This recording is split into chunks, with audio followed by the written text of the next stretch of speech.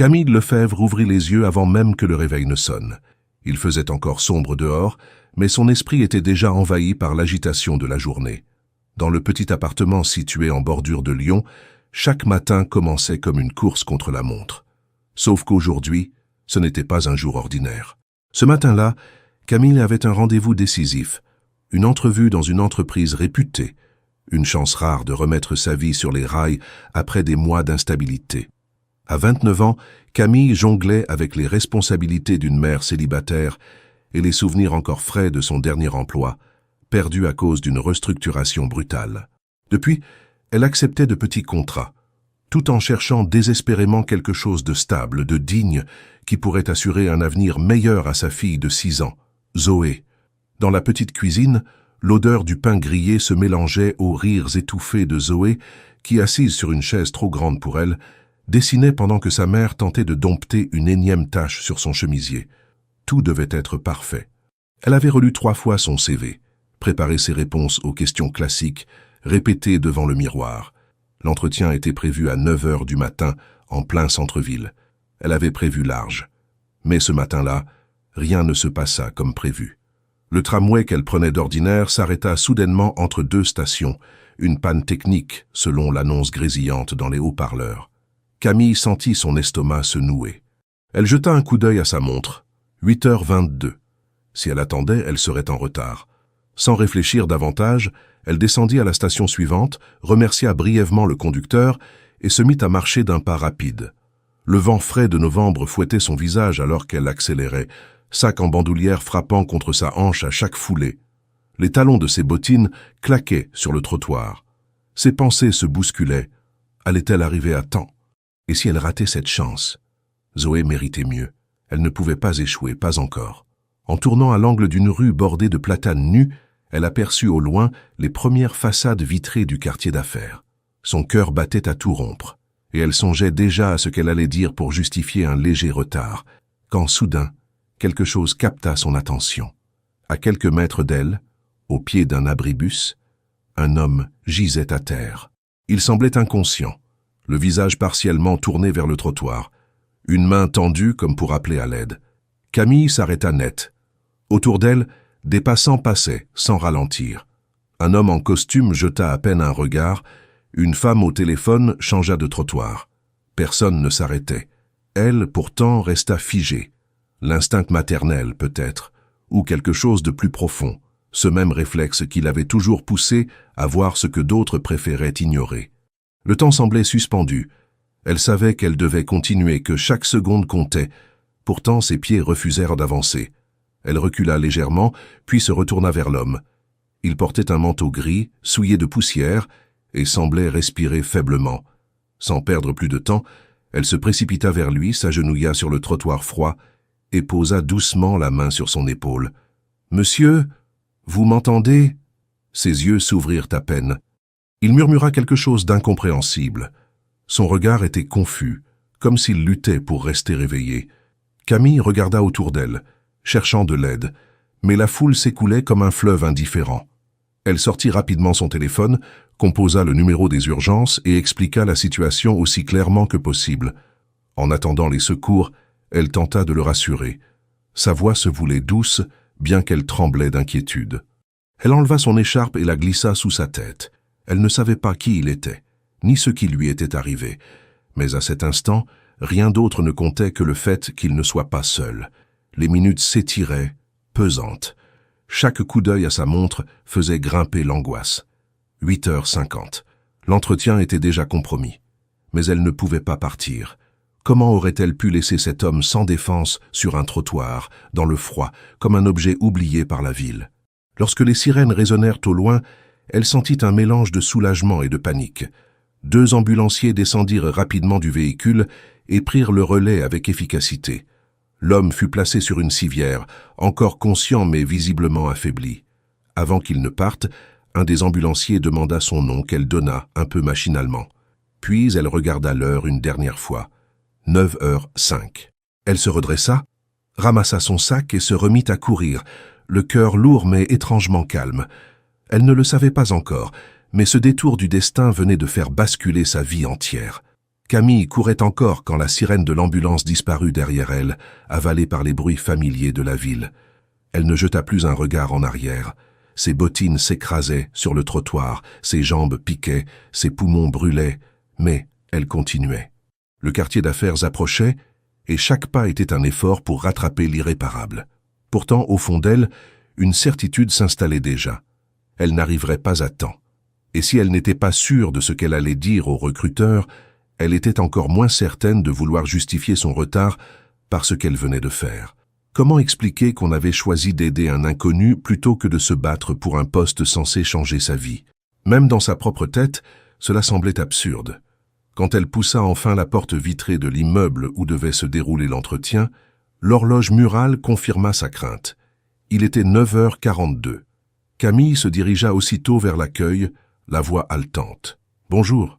Je devais avoir un entretien avec Madame Durand, pour le poste d'assistante de coordination. » L'hôtesse d'accueil leva les yeux vers elle avec une expression figée, professionnelle, presque mécanique. « Vous êtes très en retard, madame. L'entretien a commencé à 9h précises. Je suis désolé, mais la recruteuse est déjà repartie. » Camille resta là, debout, le souffle court, incapable de formuler une réponse. Elle tenta, malgré tout. « J'ai dû aider un homme qui s'était effondré dans la rue. Il a été emmené par les secours. Je comprends que ça puisse paraître invraisemblable, mais L'hôtesse la coupa doucement, sans agressivité, mais avec une distance claire. « Je vous crois, madame, mais je ne peux rien faire. Vous pouvez envoyer un mail à notre service RH si vous le souhaitez. » Le message était clair.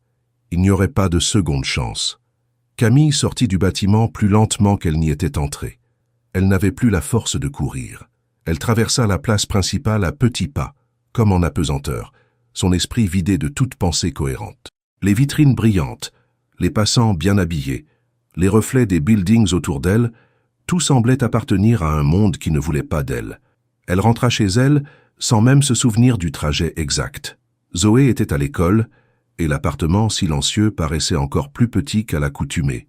Camille ôta son manteau, s'assit sur le canapé, et fixa le vide pendant plusieurs longues minutes. Elle avait tout donné, tout préparé, tout misé sur cette matinée. Et au lieu de franchir une nouvelle étape, elle se retrouvait à nouveau au point de départ. La journée passa dans un flou monotone. Elle tenta d'envoyer quelques candidatures en ligne, mais chaque formulaire semblait une montagne, chaque lettre de motivation un rappel cuisant de ses échecs récents. Elle alla chercher Zoé à l'école avec un sourire forcé, fit les devoirs, prépara le dîner, coucha sa fille avec une berceuse. Mais même les gestes les plus familiers perdèrent leur sens lorsqu'on avait le cœur plein d'incertitude. Le lendemain fut semblable au précédent, et le jour d'après aussi. 3 jours passèrent sans qu'aucun événement notable ne vienne troubler la routine fragile qu'elle s'efforçait de maintenir. Jusqu'à ce que, dans l'après-midi du 4e jour, son téléphone sonne. Un numéro inconnu s'affichait à l'écran. « Allô ?» Une voix féminine, claire, professionnelle, répondit aussitôt. « Bonjour, je parle à Madame Camille Lefebvre. »« Oui, c'est moi.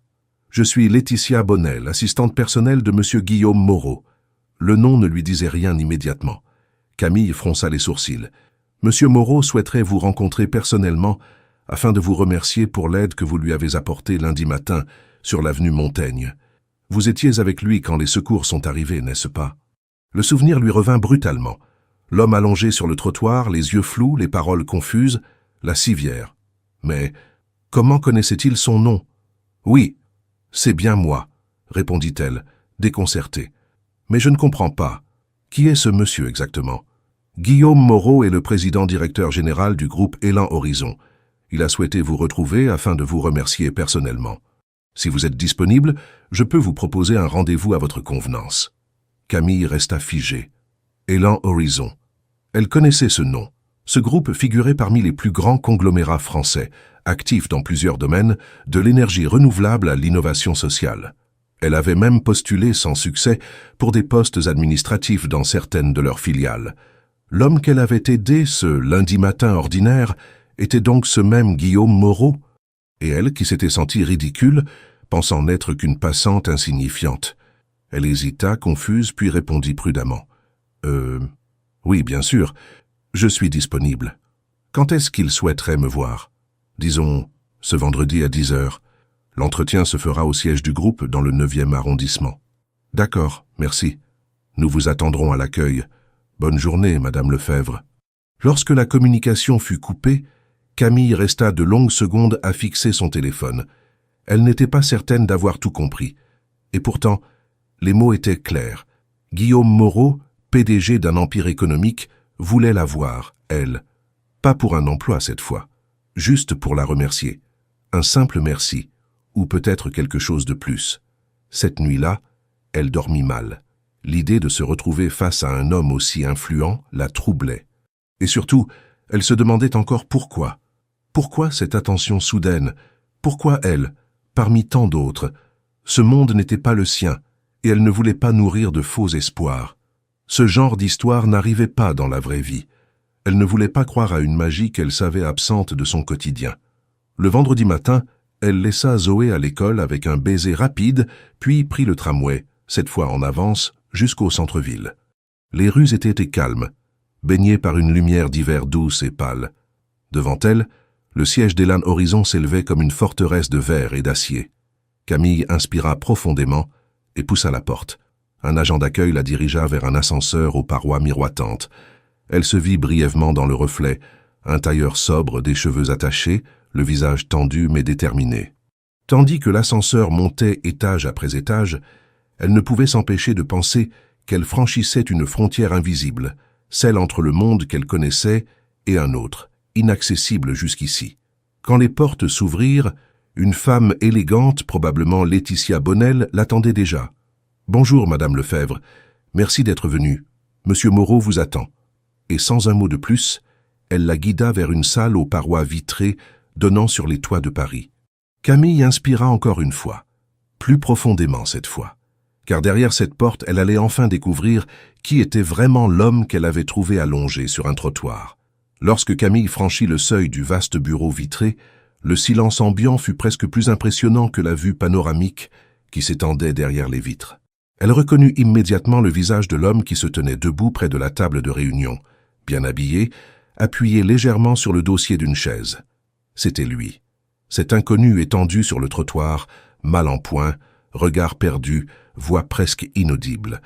Il se tenait maintenant droit, costume taillé sur mesure, visage reposé, l'air sûr de lui. Son regard s'adoucit lorsqu'il la vit entrer. « Bonjour, Madame Lefebvre. Je suis vraiment heureux que vous soyez venue. » Camille hocha la tête poliment, encore un peu troublée. Elle s'avança prudemment, cherchant où poser les yeux. Le décor tout entier respirait le pouvoir, la réussite. Bois noble, écran intégré, dossier classé par couleur. Rien n'était laissé au hasard. Elle ne savait pas si elle devait s'asseoir sans invitation, alors elle attendit. « Asseyez-vous, je vous en prie, » dit-il en désignant la chaise face à lui. Elle s'exécuta, silencieuse, les mains croisées sur ses genoux. Il prit place à son tour lentement, comme s'il cherchait à établir une atmosphère détendue. « Je m'appelle Guillaume Moreau. Vous m'avez trouvé lundi matin rue Montaigne. Vous vous souvenez ?»« Bien sûr, » répondit-elle. « Je suis contente de voir que vous allez mieux. » Il esquissa un sourire. « Vous m'avez littéralement sauvé. Ce jour-là, j'étais sorti marcher tôt. Je n'avais rien mangé depuis la veille. J'étais épuisé par plusieurs nuits sans sommeil, et j'ai perdu connaissance. Ce n'est pas très glorieux, j'en conviens. Ce qu'il est, en revanche, c'est ce que vous avez fait. Vous ne m'avez pas ignoré. Et croyez-moi, beaucoup l'ont fait. » Il marqua une pause, puis se pencha légèrement en avant, posant ses avant-bras sur la table. « Je ne savais même pas votre nom. C'est l'équipe médicale qui m'a informé que vous aviez donné vos coordonnées. J'ai voulu en savoir plus. Et j'ai découvert que vous aviez manqué un entretien, pour un poste ici même, dans cette entreprise. » Camille baissa les yeux mal à l'aise. « Ce n'est pas grave, murmura-t-elle. Je comprends que j'étais en retard. Je n'attendais pas qu'on me donne une seconde chance. Non, ce n'est pas juste que vous ayez perdu cette opportunité pour avoir fait ce qui était simplement humain. C'est pourquoi je tenais à vous rencontrer. Pas uniquement pour vous remercier, mais pour comprendre qui vous êtes. » Elle releva les yeux, surprise par la sincérité de son ton. Il ne parlait pas comme les autres cadres qu'elle avait croisés auparavant, toujours pressé, toujours distant. Il parlait comme quelqu'un qui cherchait vraiment à écouter. « Vous êtes mère célibataire, n'est-ce pas ?» continua-t-il. « Oui, ma fille s'appelle Zoé. Elle a 6 ans. J'élève seule depuis sa naissance. Et vous vivez à Vénissieux ? Elle acquiesça. Il avait clairement eu accès à des informations sur elle. Cela aurait pu la mettre mal à l'aise, mais étrangement ce n'était pas le cas. Il n'y avait ni arrogance ni jugement dans son regard. Vous avez travaillé comme assistante de direction pendant plusieurs années, de bons retours de vos précédents employeurs, puis une série de contrats plus courts suite à un licenciement. C'est exact. Alors permettez-moi de vous poser une question. Si on vous proposait aujourd'hui un poste provisoire au sein de notre département des projets sociaux, accepteriez-vous? Camille le fixa, abasourdie. Elle ouvrit la bouche pour répondre, mais rien ne sortit immédiatement. Elle s'attendait à un remerciement poli, peut-être un petit cadeau symbolique, pas une proposition de travail, encore moins dans un domaine aussi inattendu. Je ne sais pas quoi dire. Dites simplement ce que vous ressentez. Elle inspira profondément. Je suis surprise. Je ne m'attendais pas à ça. J'ai l'impression de ne pas être à ma place ici. Ce monde, ces bureaux, ce n'est pas le mien. Il sourit à nouveau, cette fois avec une nuance de complicité. Le monde ne change que quand on y fait entrer des gens qui pensent ne pas y appartenir. C'est ce que vous avez fait lundi matin. Vous avez changé ma journée. Et peut-être bien plus que ça. Un long silence s'installa, puis il se leva, signalant que la rencontre touchait à sa fin. Réfléchissez. Il ne s'agit pas d'un cadeau, Madame Lefebvre. Il s'agit d'une opportunité. Le poste est provisoire, c'est vrai, mais réel. Vous serez payé correctement. Vous intégrerez une équipe, vous apprendrez. Et qui sait, peut-être que ce ne sera que le début. Camille se leva à son tour. Elle tendit la main, qu'il serra avec assurance. « Merci, dit-elle enfin. Je vais y réfléchir très sérieusement. Faites-le, et dites-moi ce que vous décidez d'ici lundi. » Elle descendit les étages comme dans un rêve éveillé.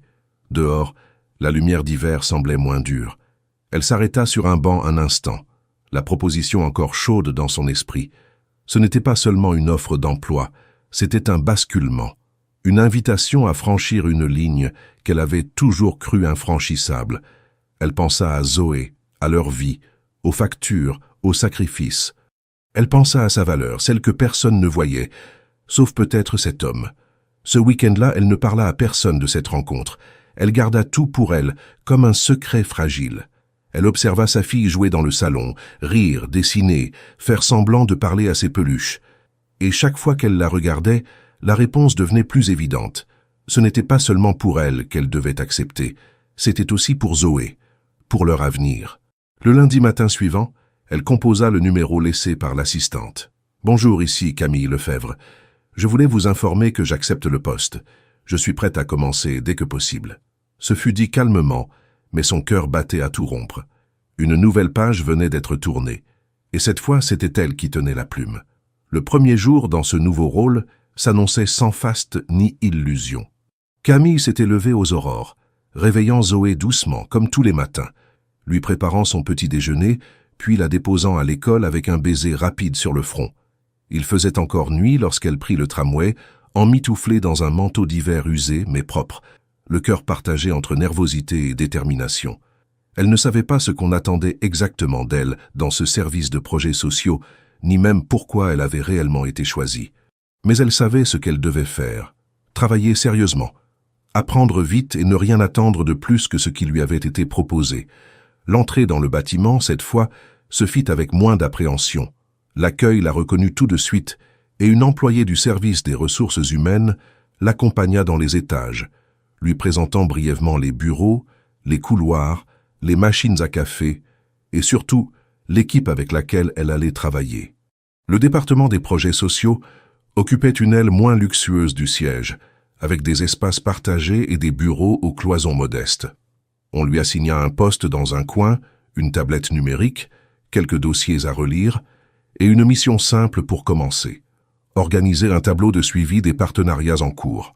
Personne ne l'accueillit avec enthousiasme. Les visages étaient polis, mais fermés. Une certaine méfiance flottait dans l'air. Une nouvelle recrue parachutée sans concours, sans annonce interne et sans parcours classique, attirait forcément des regards interrogateurs. Camille le sentit tout de suite. Une collègue aux cheveux tirés en chignon l'observa longuement avant de se replonger dans ses emails. Un autre, en costume parfaitement ajusté, ne lui adressa même pas un bonjour lorsqu'elle passa près de sa table. Elle comprit rapidement que dans cet univers, la bienveillance n'était pas le réflexe premier. Elle travailla en silence toute la journée, prenant des notes, reformulant certains passages de dossiers anciens, interrogeant avec prudence un assistant administratif plus jeune, qui, au moins, semblait disposé à lui répondre sans condescendance. À midi, elle déjeuna seule dans une cafétéria aux murs clairs et aux discussions feutrées. Tout paraissait codifié, structuré, hiérarchisé. Elle était à la fois dedans et dehors, tolérée, mais pas intégrée. Les jours suivants furent similaires. Guillaume Moreau ne réapparut pas. Il semblait volontairement éloigné du quotidien de son entreprise. Camille n'était pas surprise. Il avait tenu parole en lui offrant une chance, mais cela ne faisait pas d'elle une protégée, encore moins une proche. Elle s'appliquait à ne pas décevoir, livrant ses tâches à l'heure, participant aux réunions avec sérieux et se tenant à distance des bavardages. Elle avait appris au fil des années que dans les milieux hostiles, le silence valait souvent mieux que les explications. Mais un vendredi après-midi, alors qu'elle classait des documents dans l'archive numérique de l'entreprise, son téléphone interne sonna. Elle hésita avant de décrocher. « Madame Lefebvre, dit une voix féminine, ici Laetitia Bonnel. Le président Moreau souhaiterait vous inviter à une réception privée qui aura lieu jeudi prochain. Il s'agit d'un événement annuel interne de l'entreprise, un dîner formel en présence de partenaires et collaborateurs. Votre présence est demandée. » Camille resta interdite un instant. « Est-ce obligatoire ? Disons que ce serait très apprécié. » Elle répondit qu'elle viendrait et nota les détails. Un restaurant en hauteur privatisé pour l'occasion, tenue de ville exigée. Elle raccrocha sans poser plus de questions. Le jeudi arriva plus vite qu'elle ne l'aurait cru. Elle avait hésité à s'acheter une robe neuve, mais ses moyens ne le permettaient pas. Elle opta pour une tenue simple, sobre, qu'elle avait conservée depuis un mariage auquel elle avait assisté 2 ans auparavant. Elle attacha ses cheveux elle-même, appliqua un maquillage discret et confia Zoé à une voisine de palier qui accepta gentiment de la garder pour la soirée. Elle prit un taxi, n'osant pas arriver en transport en commun à un événement aussi formel. L'établissement brillait à travers ses vitres, suspendu au sommet d'un immeuble dominant Paris. À l'intérieur, les invités arrivaient par grappes élégantes, les voix se mêlaient, les sourires se multipliaient dans un ballet mondain. Camille entra sans savoir où se mettre. Laetitia la salua brièvement, puis lui indiqua sa place, table numéro 3. Lorsqu'elle s'y installa, elle eut un moment de flottement.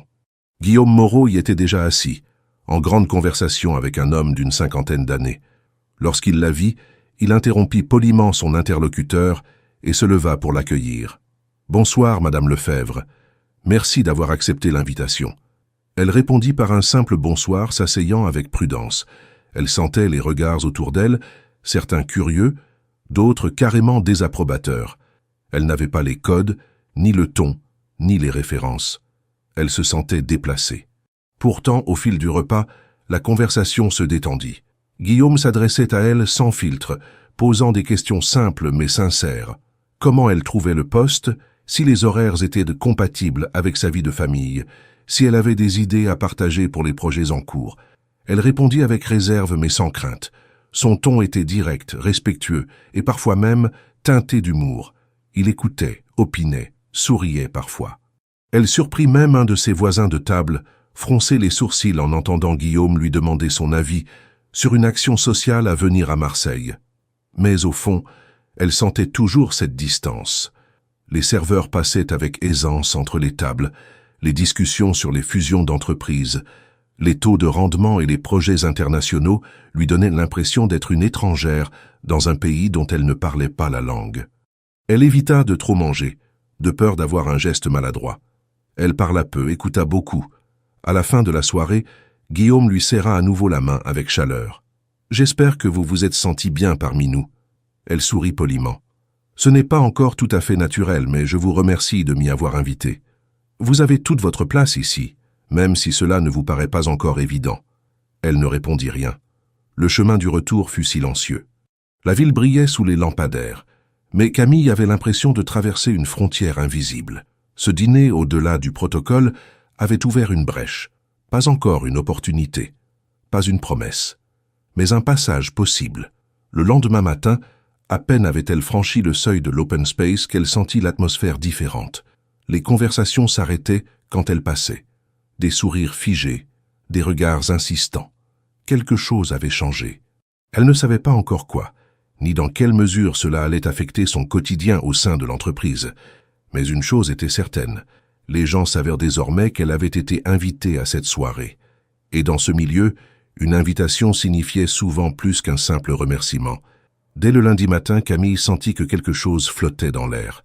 Ce n'était pas une atmosphère de crise ni une ambiance de victoire, mais une tension diffuse, comme une page qui s'apprête à tourner sans qu'on sache encore ce qu'elle révélera. Les couloirs étaient calmes, les réunions planifiées, les collaborateurs présents à leur poste, mais les regards se prolongeaient un peu plus que d'habitude lorsqu'elle passait. Elle n'était plus tout à fait l'inconnue silencieuse du fond du couloir. Le dîner avec le président Moreau avait laissé une empreinte, et même si elle n'avait rien fait de spectaculaire, sa simple présence à cette table avait suffi à déclencher un changement subtil dans la perception que les autres avaient d'elle. Elle se concentra sur son travail avec encore plus d'application, refusant de céder à la pression ambiante. Les projets en cours étaient nombreux. Camille s'impliquait particulièrement dans la coordination des dossiers liés à l'inclusion numérique, un des volets du programme que le département social développait dans les quartiers sensibles de la région Auvergne-Rhône-Alpes. Elle relisait les bilans, restructurait les rapports, proposait des formats plus clairs pour les suivis d'indicateurs. Sa rigueur méthodique lui permettait de se faire une place discrète, mais de plus en plus reconnue. Ce mardi-là, à 11h30, elle reçut un mail de la part de Laetitia Bonnel. Aucun objet mystérieux, aucune formule étrange, seulement une phrase précise. « Monsieur Moreau souhaite vous voir au 32e étage à 14h précises. » Elle relut le message 2 fois, puis referma son ordinateur sans rien dire. La journée se poursuivit normalement, mais chaque minute qui s'écoulait rapprochait le moment de cette rencontre. Elle savait que l'étage en question était celui de la direction exécutive. Elle n'y était encore jamais montée. Là-haut se prenaient des décisions qui faisaient trembler les chiffres et remuaient les budgets. Là-haut, les erreurs n'étaient pas permises. À 13h58, elle se tenait devant l'ascenseur. Elle portait une veste noire ajustée et une chemise crème boutonnée jusqu'au col. Rien de luxueux, mais chaque détail était maîtrisé. Elle monta seule, les chiffres défilant lentement devant ses yeux. 25, 26, 27, 32. Les portes s'ouvrirent dans un silence presque religieux. Laetitia l'attendait à la sortie. Toujours impeccable, cheveux tirés, tablette à la main. « Bonjour, Madame Lefebvre. Veuillez me suivre, s'il vous plaît. » Elles traversèrent un long couloir décoré de photographies encadrées, des clichés de projets internationaux, de rencontres politiques, de moments institutionnels immortalisés avec soin. La salle, au fond du couloir, avait une porte vitrée qui s'ouvrit sans bruit. Guillaume Moreau se tenait debout, une tasse à la main face à une large baie vitrée donnant sur Paris. Il se retourna à leur entrée, posa sa tasse et lui fit un signe de tête. « Merci, Laetitia, laisse-nous. » Camille entra à droite, le regard franc mais prudent.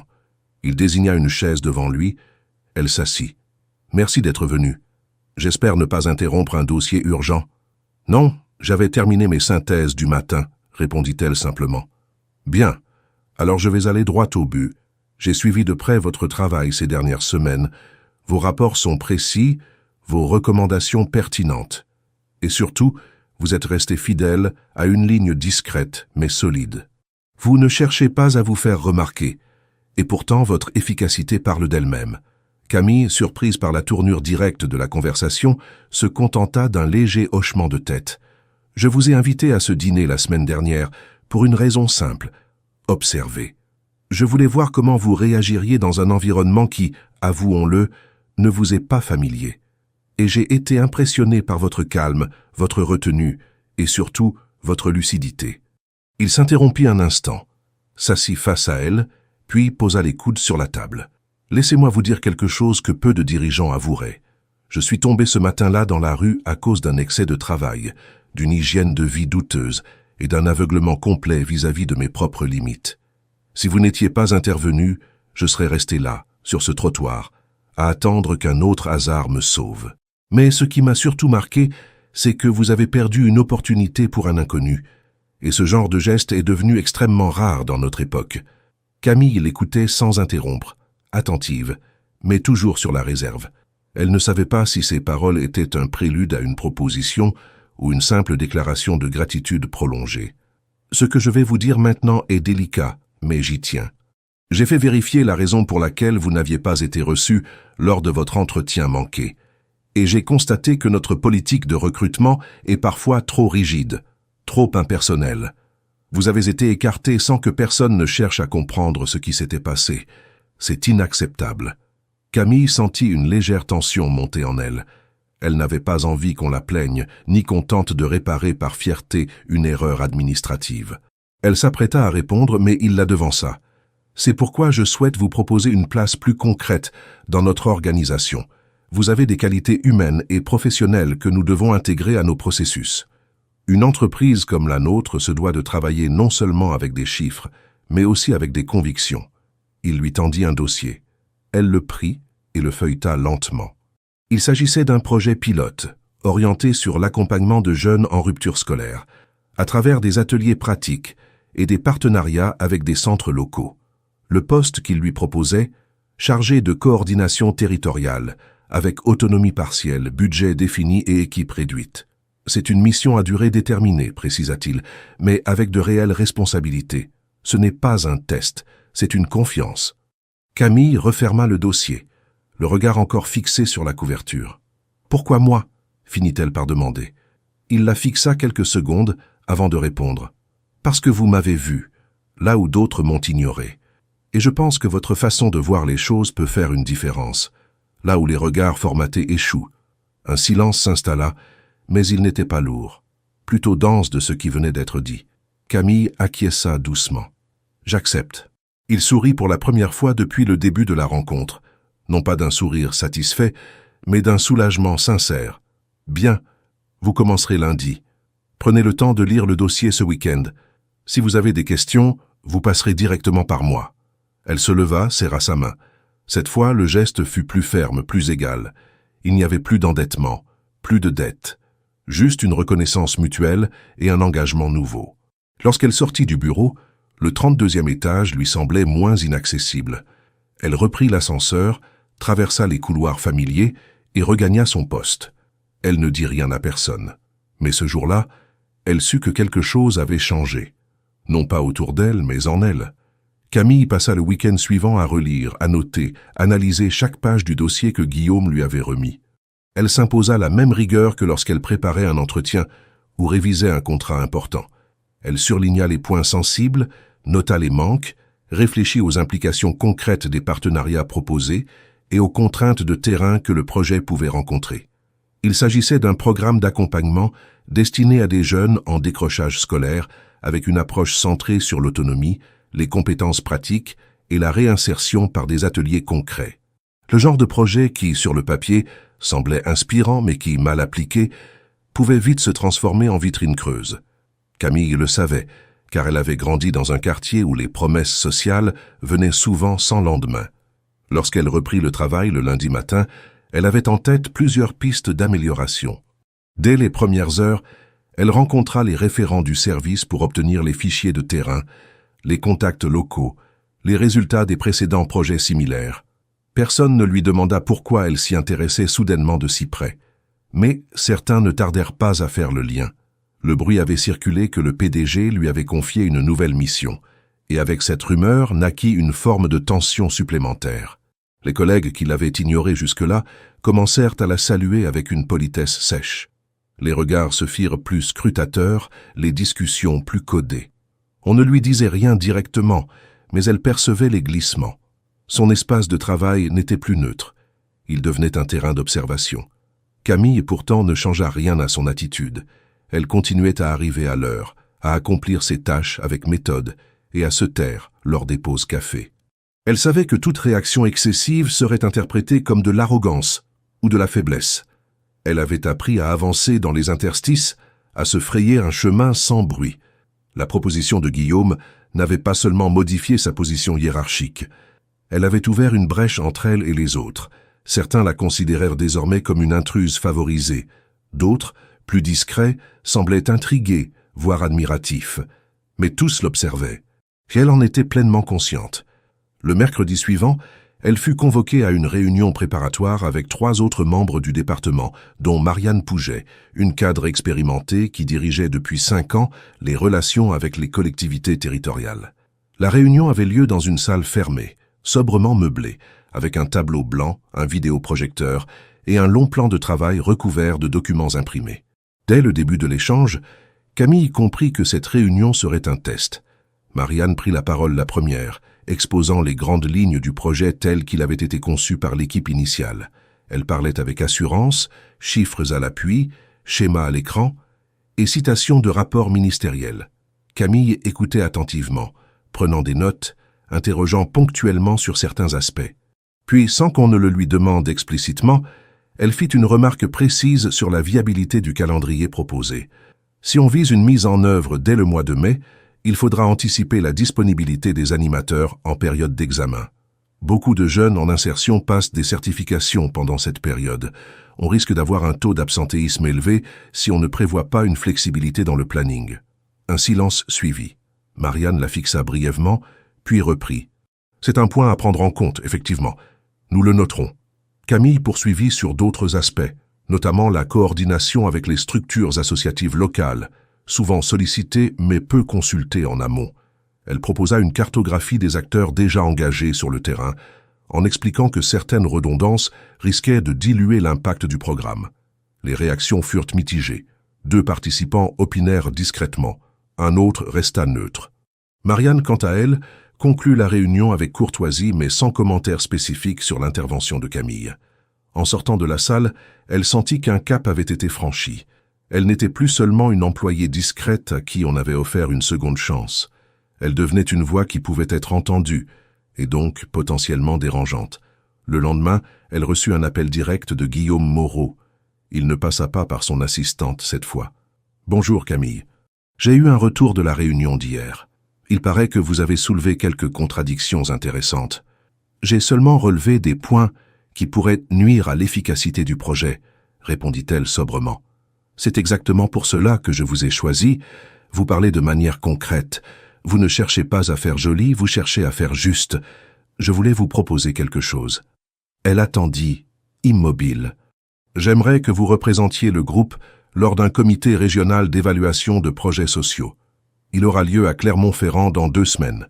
Ce sera l'occasion de tester votre capacité à défendre vos idées devant des élus, des responsables associatifs et d'autres entreprises partenaires. Vous serez seul à parler au nom du projet. Camille prit une seconde avant de répondre. D'accord, j'accepte. Elle raccrocha avec un calme apparent, mais une certaine fébrilité intérieure. Cette nouvelle mission ne relevait plus du simple terrain, ni même de l'exécution. Il s'agissait désormais de stratégie, de parole publique, de représentation. Un nouveau niveau de confiance, mais aussi un nouveau niveau d'exposition. Pendant les jours suivants, elle prépara son intervention avec minutie. Elle relut les rapports d'évaluation précédents, étudia les indicateurs utilisés par les collectivités, appela certains interlocuteurs déjà identifiés sur le terrain pour mieux comprendre leurs attentes. Elle ne voulait pas improviser, elle voulait convaincre. Non pour briller, mais pour démontrer que son engagement était réel, réfléchi et solide. La veille de son départ, elle dîna avec Zoé plus tôt que d'habitude. Sa fille lui posa 1000 questions sur le voyage. Curieuse, vive, enthousiaste à l'idée que sa mère prenne le train pour une mission importante. Camille lui expliqua avec des mots simples ce qu'elle allait faire, et dans le regard de l'enfant, elle vit une fierté silencieuse qui la renforça plus que n'importe quelle reconnaissance professionnelle. Le matin du départ, elle se leva avant l'aube, s'habilla sobrement mais avec soin, et prit un taxi jusqu'à la gare. Dans le train, elle relut une dernière fois son discours. La campagne défilait par la fenêtre, et avec elle, les souvenirs de ce matin glacé où elle avait interrompu sa course pour secourir un inconnu. Elle ne se doutait pas, alors, que ce geste bouleverserait non seulement son quotidien, mais sa manière de se percevoir. À son arrivée à Clermont-Ferrand, elle fut accueillie par un membre du comité d'organisation, installé à une table ronde dans une salle municipale. Le public était modeste mais exigeant. Lorsqu'elle prit la parole, elle sentit son cœur battre plus vite, mais sa voix resta ferme. Elle parla des jeunes, de l'importance de les écouter avant de les diriger, des besoins réels des quartiers plutôt que des projections théoriques. Elle conclut en affirmant que l'efficacité d'un projet social ne se mesure pas uniquement au nombre de bénéficiaires, mais à la qualité du lien établi avec eux. À la fin de son intervention, plusieurs membres du comité la félicitèrent. Certains demandèrent son contact, d'autres évoquèrent des pistes de collaboration. Elle sentit, en sortant de la salle, que sa voix avait porté. Ce soir-là, seule dans sa chambre d'hôtel, elle pensa longuement à sa trajectoire. Elle n'avait rien demandé, rien forcé. Elle avait seulement choisi de rester fidèle à ses principes. Et c'était peut-être cela, sa plus grande victoire. De retour à Lyon après son déplacement à Clermont-Ferrand, Camille se sentit immédiatement replongée dans la réalité d'un univers professionnel où les silences pesaient autant que les paroles. Si la réception de son intervention par les membres du comité régional avait été clairement positive, elle savait que cette reconnaissance externe pouvait être perçue comme une menace par ceux qui, au sein de l'entreprise, n'avaient jamais validé sa présence. Elle n'était pas naïve. Il n'y avait eu ni félicitations officielles, ni retour structuré de la part de ses supérieurs directs.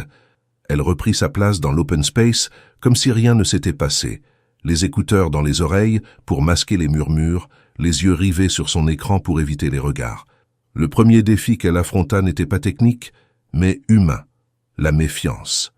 Depuis la promotion partielle reçue de la main du PDG lui-même, chaque interaction devenait un test tacite, chaque réunion un espace sous surveillance. Certains collègues se montraient soudainement cordiaux, comme s'ils cherchaient à se rapprocher d'elle maintenant qu'elle occupait un poste stratégique. D'autres, à l'inverse, affichaient un froid distant, ne répondant à ses demandes qu'avec des réponses sèches ou des délais volontairement allongés. Ce climat d'ambiguïté permanente demandait une énergie constante pour rester concentrée sur l'essentiel. Camille comprit rapidement qu'elle devait faire ses preuves 2 fois plus que les autres, non seulement pour montrer qu'elle méritait sa place, mais aussi pour démontrer que son parcours atypique n'était pas une anomalie accidentelle. Elle passa donc ses journées à jongler entre les responsabilités liées à sa nouvelle fonction de coordination et les tâches plus classiques du service. Ses horaires s'étiraient sans qu'elle ne s'en plaigne. Chaque rapport envoyé était relu 3 fois, chaque réunion préparée avec précision. Elle refusait toute approximation. Le second défi était personnel, Zoé. L'allongement de ses journées signifiait qu'elle devait s'appuyer davantage sur la garderie scolaire ou sur la disponibilité ponctuelle d'une voisine. Sa fille, vive et sensible, ne se plaignait pas, mais Camille voyait bien qu'elle cherchait sa mère du regard plus longtemps le soir. Elle s'efforçait de compenser par des rituels immuables, le dîner ensemble, l'histoire avant de dormir, la vérification des devoirs, aussi tard que cela puisse être. Elle avait fait le choix de changer de trajectoire pour offrir un avenir meilleur à Zoé, mais ce choix avait un coût immédiat. Le temps partagé, réduit, fragmenté, précieux. Malgré cela, Camille ne faiblissait pas. Lorsqu'elle arrivait au bureau chaque matin, c'était avec la même détermination. Elle savait que l'équilibre était fragile, mais elle refusait de céder à la fatigue ou à l'irritation. Elle s'était battue trop longtemps pour baisser les bras maintenant. Mais ce maintien d'effort constant avait un revers. Elle se sentait de plus en plus seule. Guillaume, quant à lui, restait à distance. Depuis son retour de mission, il n'avait échangé que quelques mots en croisant dans les couloirs ou par mail, toujours dans un ton strictement professionnel. Il ne la sollicitait plus directement, ne donnait aucun signe de favoritisme. Il semblait vouloir laisser le système juger par lui-même. Et pourtant, Camille sentait qu'il l'observait, qu'il suivait discrètement son évolution, ses décisions, la manière dont elle gérait les tensions. Ce n'était pas du contrôle, mais une forme de veille, comme s'il voulait voir jusqu'où elle pouvait aller sans intervention extérieure. Elle n'en était ni flattée ni inquiète. Elle comprenait intuitivement que c'était une autre phase du processus, exister non pas parce qu'on vous soutient, mais parce qu'on se rend indispensable.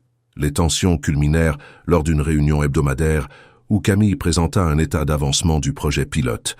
Devant une dizaine de collègues, elle exposa les obstacles logistiques, les premières réussites, et formula des recommandations pour améliorer l'implémentation dans 2 nouveaux quartiers.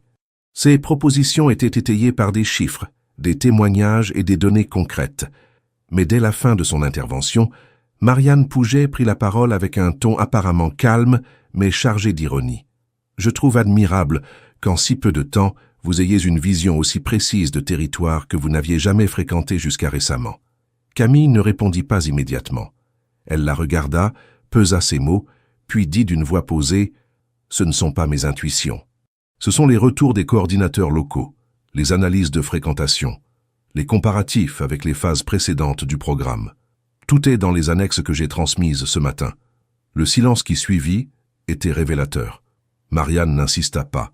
Elle se replia sur un haussement d'épaule, et le reste de la réunion se poursuivit, mais la tension restait palpable. Camille, elle, ressentit pour la première fois une forme de solidité intérieure. Elle ne s'était pas laissée intimider. Elle avait répondu avec des faits, et c'est ce langage que le monde professionnel comprenait, au-delà des rumeurs, des jalousies ou des clans. Quelques jours plus tard, une invitation officielle fut envoyée à tout le service. Un événement de bienfaisance organisé par Elan Horizon dans un centre culturel de la ville, visant à présenter les résultats de plusieurs initiatives sociales financées par le groupe. Camille fut incluse dans les organisateurs. Elle savait que cette soirée serait cruciale, non pour son poste mais pour sa légitimité. Elle allait devoir représenter le projet, dialoguer avec les bénéficiaires, les partenaires et les dirigeants. Le soir venu, elle arriva sur les lieux bien en avance. Elle vérifia les installations, échangea avec les intervenants, salua les invités au fur et à mesure de leur arrivée. Puis au moment où elle s'apprêtait à se mêler discrètement à la foule, on lui signala qu'elle devait s'installer à la table centrale, celle du comité exécutif, celle où, encore une fois, siégerait Guillaume Moreau. Elle prit place sans commenter, salua les convives avec respect, et resta silencieuse pendant les premiers échanges. Mais bientôt, Guillaume engagea la conversation avec elle, posant une question sur les prochaines étapes du projet qu'elle coordonnait. Cette fois, elle ne se contenta pas d'une réponse factuelle. Elle exposa ses doutes, ses hypothèses, ses ambitions. Il l'écouta longuement, les yeux fixés sur elle, avec une attention rare. Ce moment suspendu n'échappa à personne. Plusieurs invités, y compris des cadres de haut rang, prenaient mentalement note de cet échange. Camille ne s'en rendit compte qu'en croisant les regards autour de la table. Elle comprit qu'elle venait, sans l'avoir cherché, de franchir une ligne symbolique, celle qui sépare l'invitée silencieuse de la professionnelle, à qui l'on accorde une voix. Mais avec cette reconnaissance naissante, un nouveau cycle de jugement allait commencer. Et cette fois, elle allait devoir y faire face sans l'ombre protectrice de l'anonymat. L'événement caritatif s'était déroulé sans heurts, dans une ambiance maîtrisée, presque trop parfaite pour être honnête. Camille, bien que concentrée sur ses responsabilités, avait senti le poids de chaque regard, chaque sourire, chaque parole mesurée échangée autour d'elle. Les tables étaient disposées selon une logique rigoureuse, hiérarchique, comme pour rappeler à tous leur place dans la structure. Le placement de Camille à la table centrale n'était donc pas un hasard. C'était une décision visible, assumée, presque provocatrice dans ce monde où chaque détail avait une portée politique.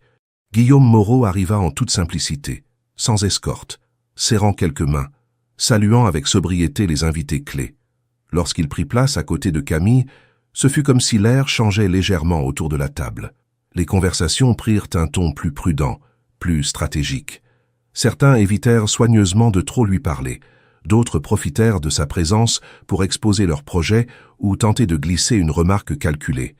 Camille, elle, resta silencieuse au début. Elle observait, notait les dynamiques, comprenait sans qu'on ait besoin de lui expliquer que ce genre de dîner était autant une scène qu'un test de comportement. Le service débuta, discret et rapide. Pendant l'entrée, un velouté de légumes divers délicatement présentés, les échanges se firent plus détendus. Guillaume se tourna vers Camille et lui posa une question simple sur sa perception de l'efficacité du programme de mentorat mis en place dans les lycées partenaires. Elle répondit en détail, précisant ce qui fonctionnait, ce qui devait encore être ajusté. Elle évoqua sans détour les réticences de certains établissements à s'engager durablement et proposa des solutions pour renforcer l'ancrage local du dispositif. Sa réponse fut reçue avec un certain intérêt, mais aussi avec une forme d'étonnement à peine voilée. Le ton de sa voix n'était ni prétentieux ni hésitant. Il était posé, précis et surtout indépendant. Elle ne cherchait pas à plaire, ni à s'aligner sur les discours convenus. Elle parlait d'expérience, d'observation, et cela dérangeait ceux qui misaient sur la langue de bois comme outil de navigation. Guillaume ne dit rien pendant quelques secondes, puis répondit avec sobriété « C'est exactement ce type d'analyse que nous avons besoin de renforcer ». Il se tourna vers un des directeurs présents à la table, ajoutant « Il faudrait qu'on fasse circuler les retours de terrain de Madame Lefebvre au sein de la commission d'évaluation. Il y a là des éléments concrets, pas simplement des indicateurs. Le directeur en question acquiesça poliment, mais Camille perçut la crispation dans son regard. Elle comprit qu'elle venait, une fois encore, de troubler une mécanique bien huilée. Et si certains l'écoutaient, d'autres commençaient à l'accuser en silence d'occuper une place qu'elle n'avait pas méritée, selon leurs critères internes. Le reste du dîner se déroula dans une ambiance feutrée. Camille continua d'écouter davantage qu'elle ne parlait. Elle observait les dynamiques, notait les non-dits, repérait les alliances implicites. Elle comprenait de plus en plus les règles de ce jeu-là. Il ne suffisait pas de bien travailler. Il fallait exister dans l'équilibre fragile entre compétence, discrétion et visibilité. Trop de réserve et on vous oubliait. Trop d'exposition et on vous suspectait d'ambition déplacée. À la fin du repas, les invités commencèrent à se lever. Les conversations devinrent plus détendues, les visages plus mobiles. Camille profita de l'instant pour se glisser hors de la table, prétextant d'aller saluer un coordinateur d'un projet dont elle avait lu le rapport. Elle s'éloigna de l'attention principale sans attirer l'attention, comme elle savait si bien le faire. Elle resta encore une demi-heure, échangeant avec quelques intervenants, posant des questions précises sur leurs difficultés, proposant de les recontacter pour approfondir certaines idées. Chaque interaction était sincère, mais stratégique. Elle savait que son positionnement dans l'entreprise restait fragile. Elle ne pouvait pas se permettre l'improvisation. Lorsqu'elle rentra chez elle ce soir-là, après avoir récupéré Zoé endormie chez la voisine, elle s'assit longuement dans le silence de son salon. La soirée avait été un succès apparent, mais elle savait que le vrai bilan viendrait plus tard. Les rumeurs, les remarques, les analyses à voix basse autour de la machine à café. Dans ce genre de milieu, les réactions se formulaient rarement en face. Et de fait, dès le lendemain matin, elle sentit une ambiance plus dense au bureau. Le moindre bonjour semblait peser. Des collègues qui jusque-là l'ignoraient totalement la saluaient avec une politesse étrange. D'autres détournèrent le regard ou cessaient leur conversation à son approche. Quelque chose circulait, sans qu'elle ne sache exactement quoi. Ce ne fut qu'à la pause de 10 heures qu'elle entendit, sans le vouloir, une phrase qui confirma ses soupçons. Apparemment, elle s'est fait inviter personnellement par Moreau à sa table. Elle n'a pas perdu de temps. La voix était basse, sarcastique, suivie d'un léger rire étouffé. Camille n'eut pas besoin de se retourner pour savoir à qui elle appartenait. Elle n'intervint pas. Elle rangea ses affaires calmement et retourna à son poste. Mais au fond d'elle, une inquiétude s'installait. Pas à cause du contenu des rumeurs, mais de leur nature. Elle savait que ce genre de suspicion pouvait miner une réputation plus sûrement que n'importe quelle faute professionnelle. L'après-midi, elle croisa Guillaume brièvement dans un couloir. Il lui adressa un signe de tête neutre, presque distant. Ce geste, anodin en surface, renforça le sentiment qu'il prenait volontairement ses distances, probablement pour ne pas alimenter davantage les interprétations malveillantes. Camille le comprenait, mais cela la plaçait dans une situation inconfortable. Elle devait désormais avancer seule, sans soutien visible, sous un projecteur qu'elle n'avait jamais cherché à allumer. Elle décida alors de se recentrer sur son travail avec une rigueur encore plus grande. Elle réduisit ses interactions non essentielles, ne participa plus aux discussions informelles, se consacra entièrement à la structuration des dossiers de suivi. Elle proposa des indicateurs de performance alternatifs, plus adaptés aux réalités du terrain, travailla sur des outils d'évaluation collaboratifs et mit en place un système de remontée d'informations anonymes pour les associations partenaires. Elle ne cherchait pas à impressionner, seulement à rendre son travail incontestable. Mais au fil des jours, elle sentit que les doutes ne cessaient pas. Certaines réunions se concluaient sans qu'on ne lui adresse la parole. Des courriels restaient sans réponse.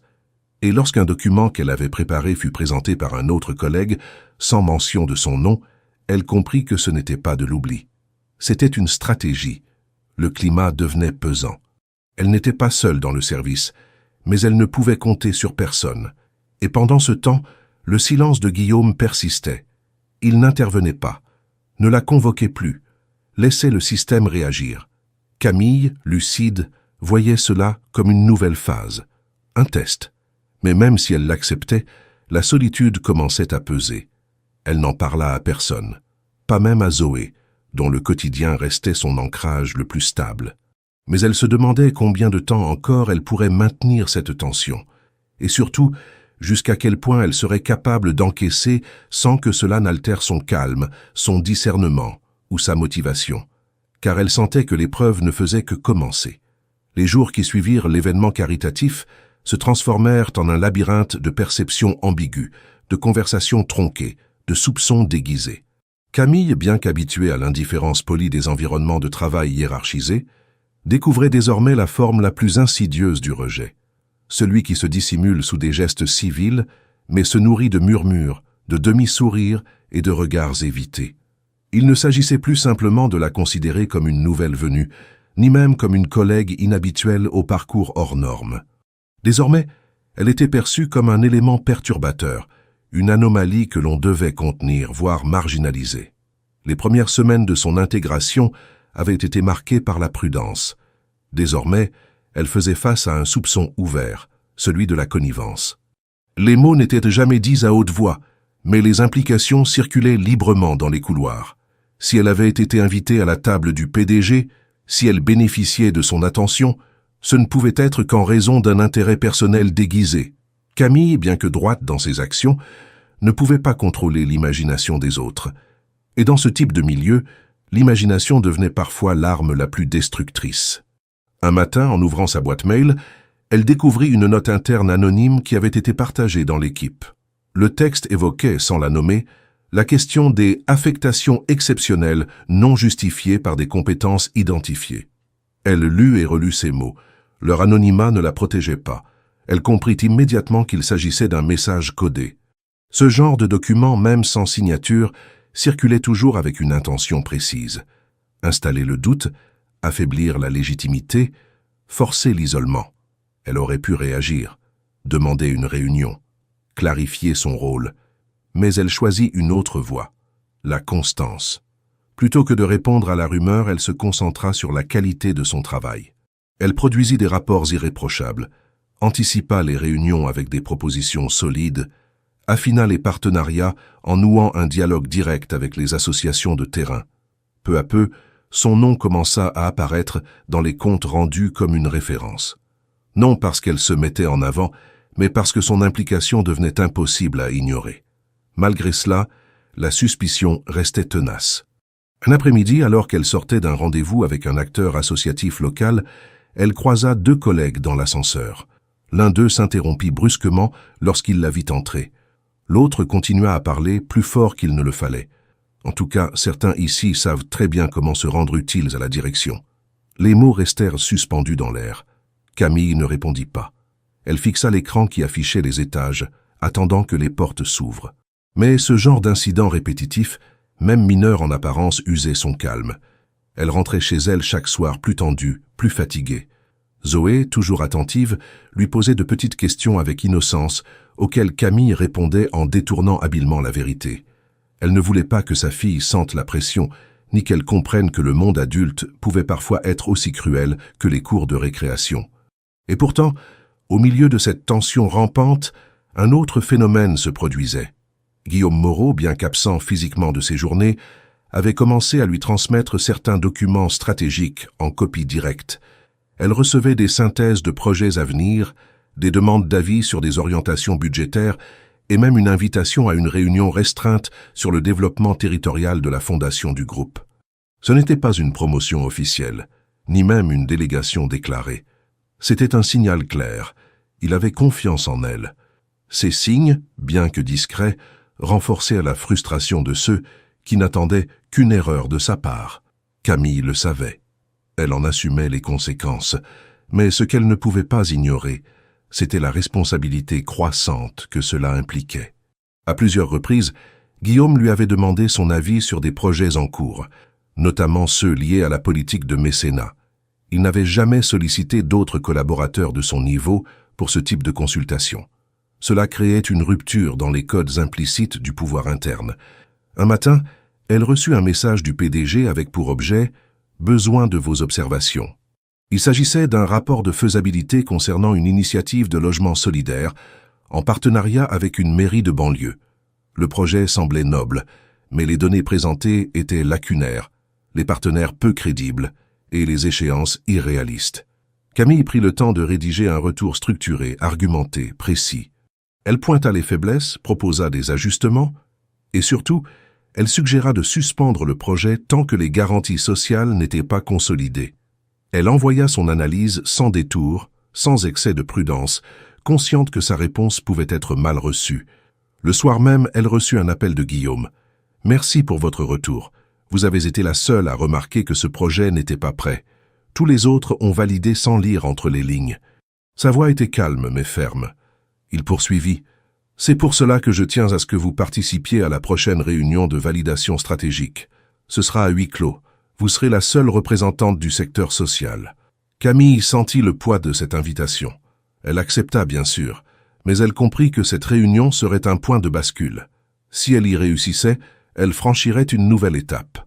Mais si elle échouait, elle ne pourrait compter sur personne pour amortir sa chute. Car désormais, elle était trop visible pour être protégée. Entre-temps, les tensions internes ne faiblissaient pas. Un jour, alors qu'elle rentrait de pause, elle découvrit que quelqu'un avait déplacé ses documents de travail, les empilant négligemment sur une chaise. Son ordinateur avait été verrouillé automatiquement, mais un fichier laissé ouvert sur son bureau avait disparu. Aucun dégât apparent, mais un message implicite. « Tu n'es pas chez toi ici. » Elle ne dit rien, mais ce soir-là, en rentrant chez elle, elle resta longtemps debout devant la fenêtre de son salon. Zoé dormait déjà. La ville scintillait à l'horizon. Et Camille se demanda si la ligne qu'elle suivait depuis des semaines, droite, tendue, sans concession, finirait par la briser. Ou si, au contraire, elle était en train de se construire, contre toute attente, un avenir plus solide que ce qu'elle avait jamais imaginé. Elle n'en savait rien. Mais elle savait une chose, il allait falloir choisir bientôt. Rester discrète et se protéger. Ou prendre un risque, défendre ce qu'elle croyait juste, quitte à tout perdre. Lorsque Camille pénétra dans la salle de réunion du 24e étage ce matin-là, elle savait que l'affrontement ne serait pas frontal, mais feutré, précis, exécuté par des professionnels du mot mesuré et de la phrase en apparence anodine. La pièce était vaste, sobre, entourée de baies vitrées. Autour de la longue table en bois clair, plusieurs directeurs étaient déjà installés, tous en costume sombre, leurs dossiers ouverts, leurs visages tournés vers l'écran central qui affichait les grandes lignes du jour. Le projet de logement solidaire, celui qu'elle avait critiqué pour ses incohérences, figurait en 3e point à l'ordre du jour. Guillaume n'était pas encore arrivé. Mais le simple fait qu'elle ait été invitée à cette réunion la plaçait dans une position inhabituelle pour une cadre intermédiaire. Elle s'assit en silence à l'une des chaises latérales, sans chercher à s'imposer.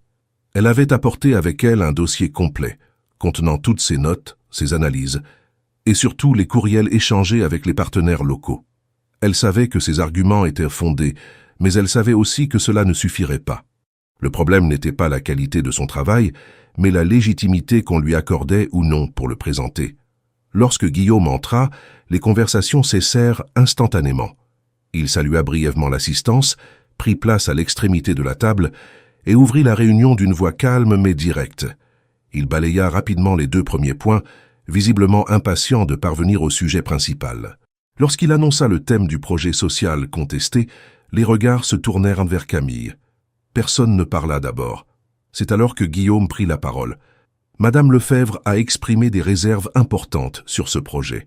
Avant de poursuivre, je souhaite qu'elle nous fasse part de ses observations. Ce fut comme une détonation silencieuse. Il ne l'avait pas simplement conviée pour écouter. Il venait de lui donner la parole, dans une salle où d'ordinaire seuls les directeurs parlaient. Camille sentit les battements de son cœur s'accélérer, mais sa voix, lorsqu'elle commença, resta posée, mesurée, nette. « Merci. J'ai relu l'intégralité du dossier et j'ai pris contact avec les structures partenaires annoncées. Plusieurs d'entre elles ont confirmé leur intérêt de principe, mais aucune n'a encore signé d'engagement écrit.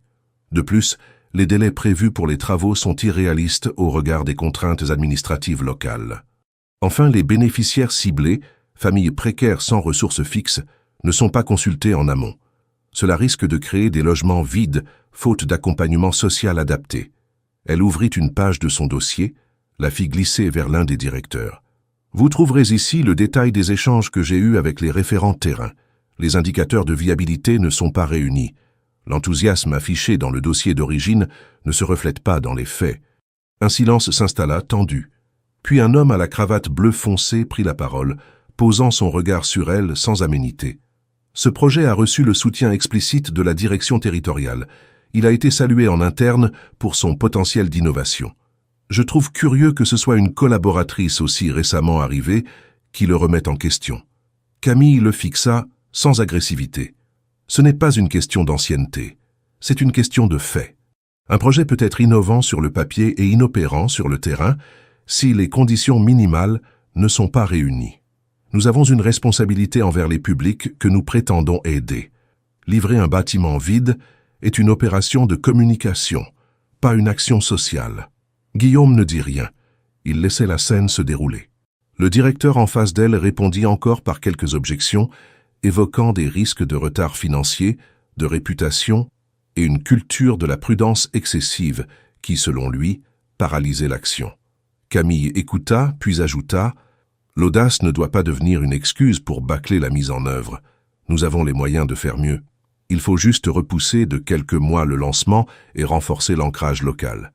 Sinon, nous risquons de nuire à ceux que nous voulons soutenir. » Cette fois, aucun des directeurs ne répondit immédiatement. Ils savaient que ces arguments étaient solides. Mais ce n'était pas seulement un débat technique, c'était un combat de pouvoir. Et Camille venait de franchir une ligne rouge.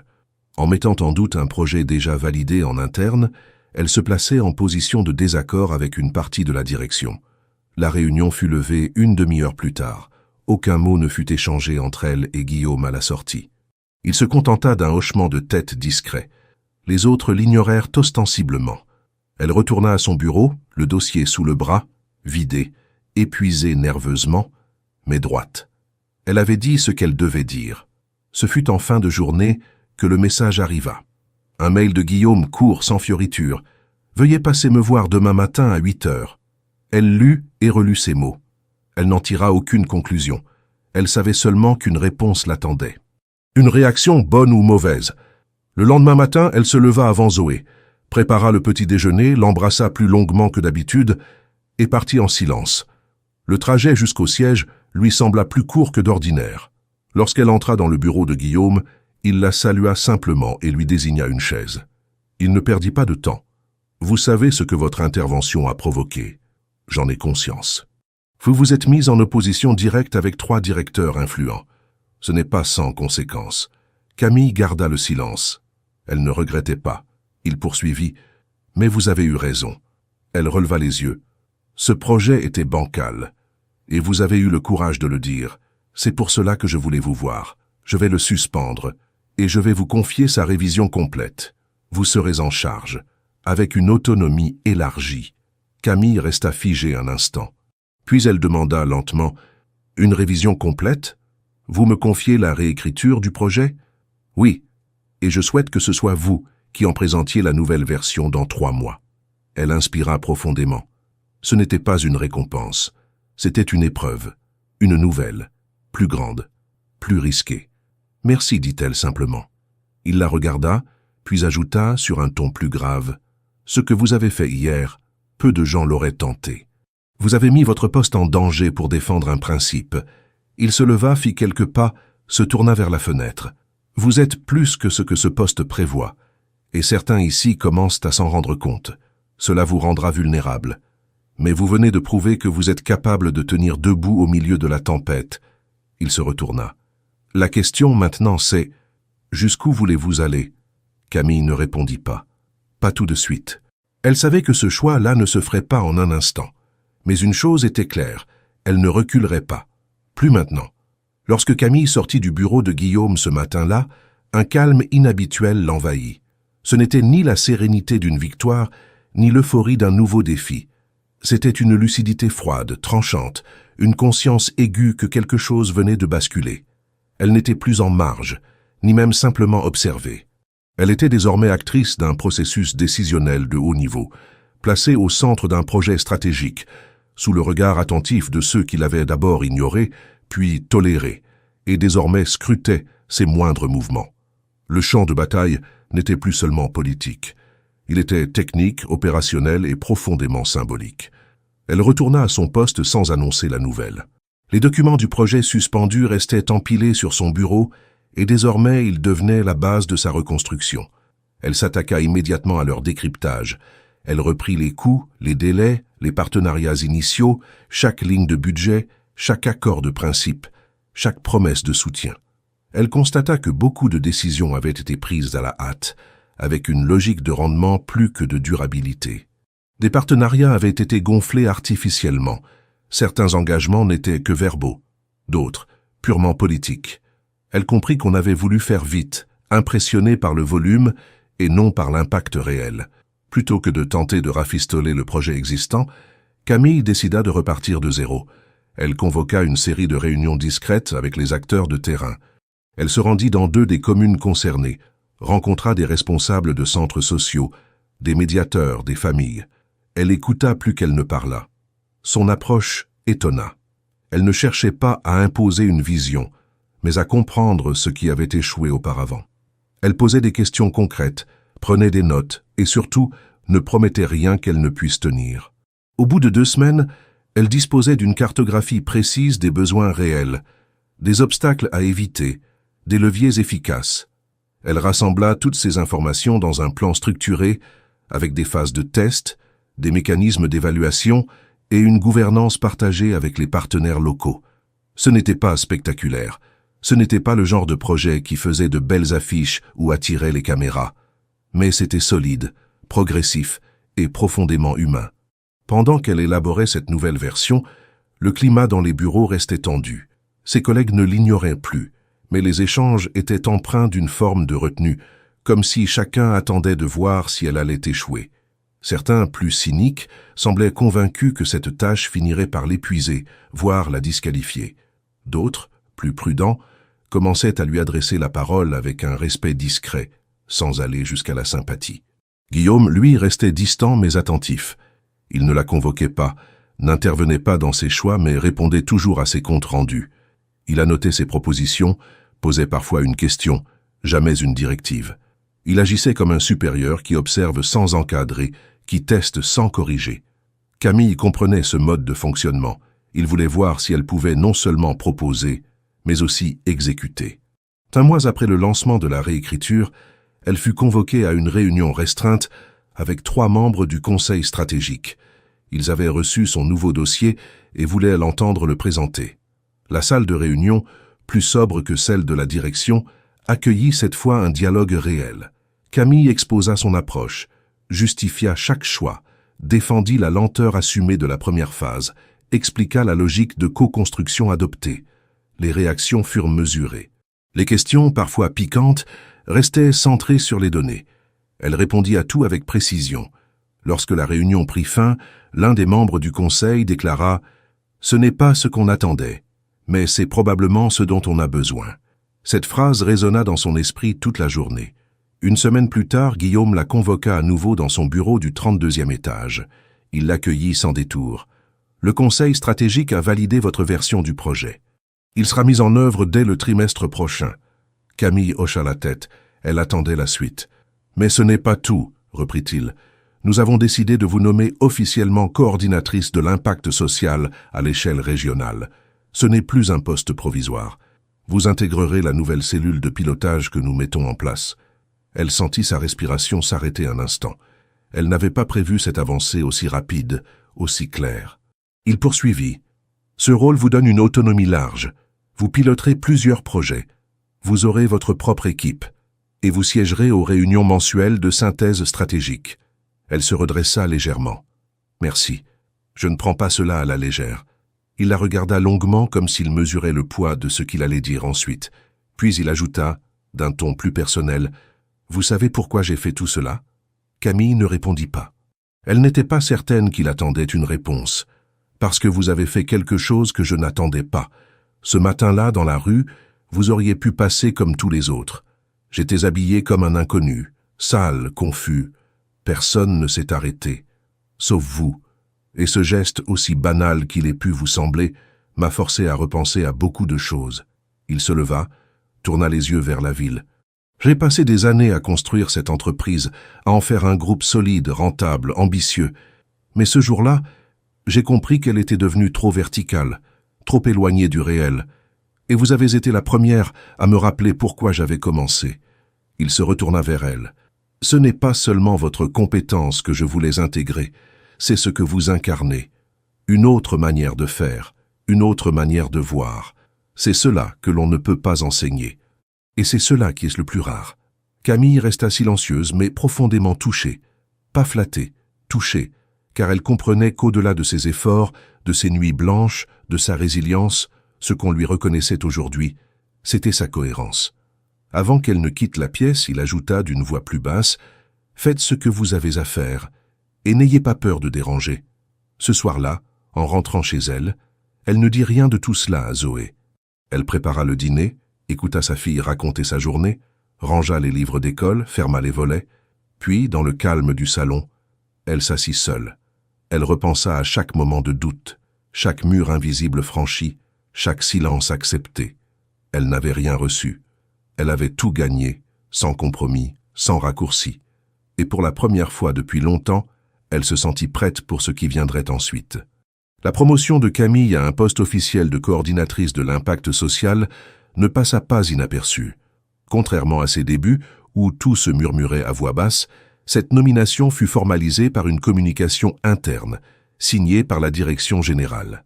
Un document concis, sans fioriture, annonçait que Madame Camille Lefebvre prendrait en charge, à partir du mois suivant, la coordination de plusieurs programmes à fort enjeu dans le domaine social, incluant le projet de logement solidaire, désormais relancé sous une nouvelle appellation. Aucun mot sur son parcours ou sur les raisons de sa nomination, mais dans les bureaux, dans les couloirs, aux ascenseurs, cette discrétion souleva plus de réactions que le texte lui-même. Certains accueillirent la nouvelle avec un respect distant. D'autres, en silence, y virent la confirmation de ce qu'ils redoutaient. Camille ne disparaîtrait pas. Elle s'installait, elle s'ancrerait, et avec elle, l'idée qu'une personne sans pédigré, sans recommandation, pouvait gravir les échelons par la seule force de son travail et de ses principes. Une idée dérangeante pour beaucoup, libératrice pour quelques-uns. Camille, de son côté, ne changea rien à son rythme. Elle continua à arriver tôt, à déjeuner brièvement, à rentrer à temps pour s'occuper de Zoé. La seule chose qui évolua fut la nature de ses responsabilités. Elle supervisait désormais une équipe restreinte, composée de profils techniques et de coordinateurs terrain. Elle gérait les budgets, les calendriers, les évaluations. Elle signait des documents à son nom. Elle représentait le groupe dans certaines instances locales. Et surtout, elle parlait. Pas souvent, mais quand elle le faisait, on l'écoutait. Un soir, alors qu'elle finalisait un compte rendu sur l'évolution des bénéficiaires d'un programme d'aide alimentaire dans une commune périphérique, elle reçut une notification. Guillaume Moreau souhaitait la voir le lendemain, en fin de journée. Aucun motif précisé. Juste une heure et un lieu, son bureau du 32e étage. Elle s'y rendit à 17 heures précises. L'étage était désert, comme souvent à cette heure-là. Laetitia Bonnel l'accueillit avec un ton neutre, la fit entrer, puis referma la porte derrière elle. Guillaume se tenait debout près de la fenêtre, dos à la pièce. Lorsqu'il se retourna, son expression était plus grave qu'à l'ordinaire. Il lui fit signe de s'asseoir mais resta debout. « Camille, dit-il simplement, j'aimerais vous parler non pas en tant que dirigeant, mais en tant qu'homme. » Elle hocha la tête. Il reprit, posément. « Je repense souvent à ce matin-là dans la rue. J'étais à bout, mentalement, physiquement. Je sortais d'une nuit blanche. J'avais annulé plusieurs réunions. J'avais passé des semaines à gérer des conflits internes, des restructurations, des négociations sans fin. Et ce matin-là, j'ai voulu prendre l'air, marcher un peu, respirer. » Il marqua une pause, croisa les bras. Je ne me souviens pas du moment exact où je suis tombé, seulement d'avoir senti le sol, froid, sale, sous ma joue, et les gens qui passaient, les pas, le bruit, l'indifférence. Je me souviens avoir pensé, voilà comment ça se termine. Une existence absorbée par les chiffres, terminée sur un trottoir. C'est grotesque, mais c'est ce que j'ai pensé. Puis, vous êtes apparu. Camille le regardait, droite, les mains croisées. Elle n'interrompait pas. Vous ne m'avez pas posé de questions. Vous n'avez pas eu peur. Vous n'avez pas fui. Vous avez simplement fait ce que personne d'autre ne faisait. Vous vous êtes arrêté. Vous m'avez parlé. Vous avez appelé les secours. Vous m'avez traité comme un être humain. Et ce geste, je ne l'ai jamais oublié. Il se déplaça lentement, fit le tour du bureau, puis s'appuya contre le dossier d'une chaise vide. Ce jour-là, quelque chose s'est fissuré en moi. Je croyais avoir tout construit. Une entreprise, une réputation, une organisation solide. Mais j'avais perdu le lien avec ce qui m'avait poussé à commencer. La réalité des gens, leur dignité, leur quotidien. Il la fixa, les yeux plus sombres. Et vous m'avez forcé à regarder cela en face, pas par des discours, pas par des revendications, juste par un geste. Ce geste m'a ramené à l'essentiel. Camille ne bougea pas. Son visage restait neutre, mais ses pensées s'agitaient. Elle ne s'attendait pas à cette confession. Pas ici, pas maintenant. Il poursuivit. Vous n'étiez pas censé être là, ce jour-là. Et pourtant, vous l'étiez. Vous n'aviez aucune raison de vous arrêter. Et pourtant, vous l'avez fait. Ce n'est pas un hasard. C'est une leçon. Il se redressa enfin. Ce que je veux vous dire, Camille, c'est que votre présence dans cette entreprise, dans cette direction, n'est pas une faveur. Ce n'est pas un geste de gratitude. Ce n'est pas un retour d'ascenseur. C'est une nécessité. Elle inspira lentement. Elle comprenait enfin ce qu'il n'avait jamais dit jusque-là. Je ne voulais pas que vous le sachiez avant, poursuivit-il. Je voulais voir si votre engagement tiendrait sans reconnaissance immédiate, si vous étiez là pour les bonnes raisons. Et vous l'avez prouvé. Vous ne m'avez rien demandé, vous n'avez jamais profité de votre position. Vous avez avancé, seul, en assumant chaque étape. Il s'approcha du bureau, se pencha légèrement.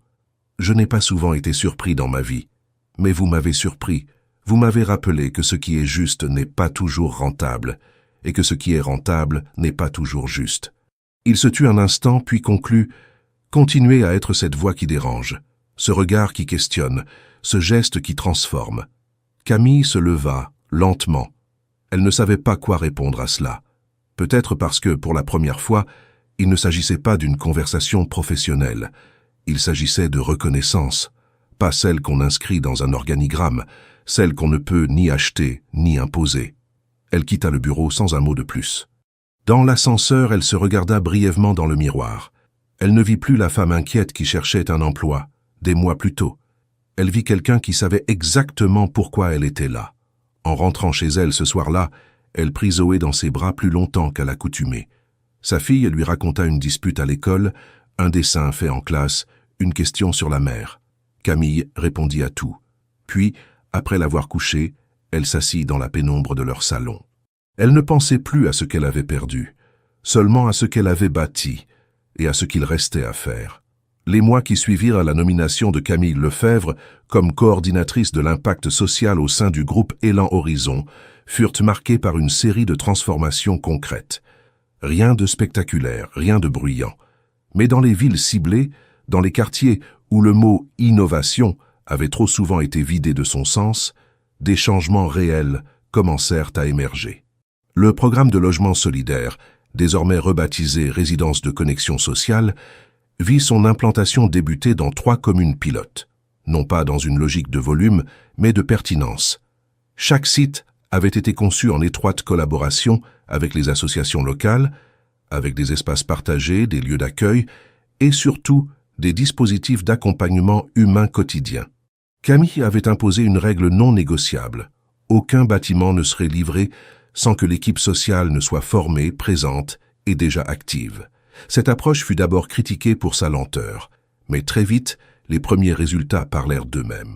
Les familles s'installaient durablement, les incidents étaient rares, l'environnement devenait plus que du béton. Il devenait un lieu de vie. En parallèle, elle élargit le dispositif de mentorat pour jeunes en difficulté. Grâce à une méthodologie affinée, un système de suivi individuel fut instauré, et chaque jeune bénéficiait d'un tuteur volontaire issu de la communauté locale. Les jeunes engagés ne décrochaient plus après 2 ou 3 mois comme c'était souvent le cas auparavant. Ils restaient, participaient, et certains finissaient par proposer eux-mêmes des initiatives nouvelles.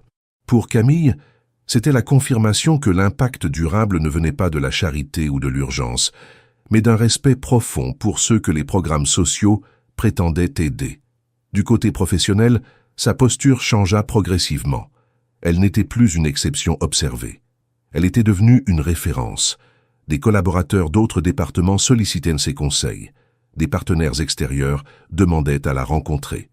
Elle n'était pas devenue une figure médiatique, ni une dirigeante charismatique, Mais son nom circulait dans les réunions, souvent accompagné de termes comme fiabilité, rigueur, écoute. Ceux qui autrefois l'avaient regardé avec condescendance adoptaient désormais un ton plus mesuré, parfois admiratif. Guillaume Moreau, fidèle à son style, restait en retrait, mais ne manquait jamais de répondre à ses rapports, ni de valider ses recommandations. Leur relation s'était stabilisée dans une forme de respect mutuel, où les mots inutiles n'avaient pas de place. Il lui arrivait encore, de loin en loin, de lui transmettre une réflexion, une question, une idée à creuser. Elle y répondait avec la même précision qu'au premier jour, sans affect, mais avec une constance inaltérable. Sur le plan personnel, Camille ressentait aussi les fruits de son travail. Après des années à vivre dans un appartement exigu aux limites de Lyon, elle avait pu signer un bail pour un logement plus spacieux, lumineux, mieux situé. Elle ne cherchait pas le luxe, mais une stabilité digne, un espace où Zoé pourrait grandir sans entendre les voisins à travers les murs, ni se réveiller au moindre bruit de la rue. L'école de Zoé aussi avait changé. Elle avait pu l'inscrire dans un établissement à taille humaine, avec des enseignants disponibles, où sa fille avait rapidement trouvé ses repères. Leur quotidien s'était réorganisé. Les matinées étaient moins précipitées, les soirées moins tendues.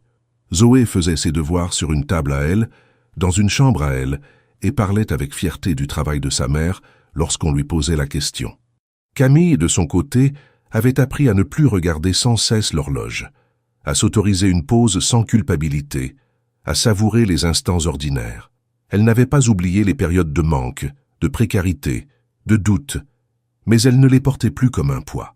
Elles étaient devenues son socle, sa mémoire active, non comme une blessure, mais comme un point de départ qu'elle refusait de renier. Un après-midi d'automne, alors qu'elle animait une réunion avec plusieurs coordinateurs dans une des annexes de l'entreprise, un stagiaire fraîchement recruté lui posa une question directe à la fin de la session. « Comment avez-vous fait pour arriver ici? Vous aviez déjà travaillé dans le secteur social avant ?» Elle sourit légèrement avant de répondre. « J'ai commencé comme assistante administrative, puis un jour, j'ai raté un entretien pour un poste. Et à cause de ce retard, je me suis retrouvé là où je ne m'attendais pas à être. » Le jeune homme haussa les sourcils, sans comprendre. « Vous avez raté l'entretien. Et vous avez quand même été embauché ?»« Pas tout de suite, » répondit-elle. « J'ai d'abord aidé quelqu'un que je ne connaissais pas. Ce jour-là, j'ai fait ce que je croyais juste, sans savoir que ça allait changer ma vie. » Elle n'en dit pas plus. Ce n'était pas une histoire à raconter dans les détails. Ce n'était pas un conte. C'était un enchaînement de faits, de choix, de résistance. Elle avait appris à ne pas enjoliver, à ne pas dramatiser, à simplement faire, chaque jour. Ce soir-là, elle rentra chez elle à pied, profitant du calme des rues. Zoé l'attendait, assise sur le tapis du salon, un livre d'images dans les mains. Camille s'assit à côté d'elle, posa doucement sa main sur sa tête et la laissa lui raconter l'histoire à sa manière. Les voix des enfants sont souvent plus puissantes que tous les discours d'adultes. Avant de se coucher, Zoé lui demanda « Maman, tu vas toujours travailler là-bas ?» Camille réfléchit une seconde. « Aussi longtemps que je sentirai que ce que je fais a un sens. » Sa fille acquiesça, satisfaite de la réponse, puis ferma les yeux. Dans l'obscurité du couloir, Camille resta un moment debout, silencieuse. Elle pensait à tout ce qui avait changé, pas seulement pour elle, mais autour d'elle. Dans la structure, dans les projets, dans la perception des autres. Elle n'avait pas pris de revanche, elle n'en avait jamais cherché, elle avait seulement voulu exister autrement. Et elle y était parvenue, pas à pas, sans tricher, sans trahir, et penser que tout avait commencé par un simple arrêt sur un trottoir, un matin gris où le choix de tendre la main à un inconnu avait réorienté le cours entier de son existence. Elle n'aurait jamais pu l'anticiper, mais elle n'aurait pas voulu qu'il en soit autrement.